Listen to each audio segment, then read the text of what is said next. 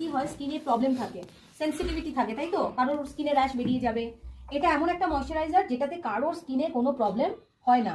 আর স্কিনে moisturising mask, কেউ স্কিনে মেকআপের আগে মনে করবে না যে ময়শ্চারাইজার কম অ্যাপ্লিকেশন করবো।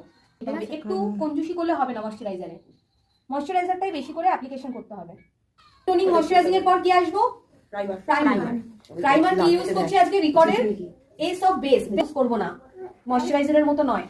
প্রাইমার ইউজ হবে সবসময় হালকা ড্যাবিং কারেক্টর দিয়ে, অরেঞ্জ কারেক্টর। তো এটা অরেঞ্জ কারেক্টর দিয়ে আমি একটু কাটবো, ঠিক আছে?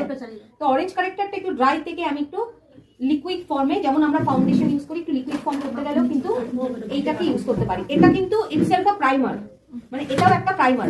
এটা যদি আমি ইউজ করে নিই মেকআপের আগে, তাহলে স্কিনটাও কিন্তু কিছুটা ওয়াটারপ্রুফ হয়ে যায়। যে ক্লায়েন্টকে আমরা ফুল ওয়াটারপ্রুফ মেকআপ দেবো, তাকে আগে প্রাইমার হিসাবে এটা ইউজ করে নেব। মুখে লাগিয়ে নিলাম এটা, তারপর এবার যে কাজটা, যে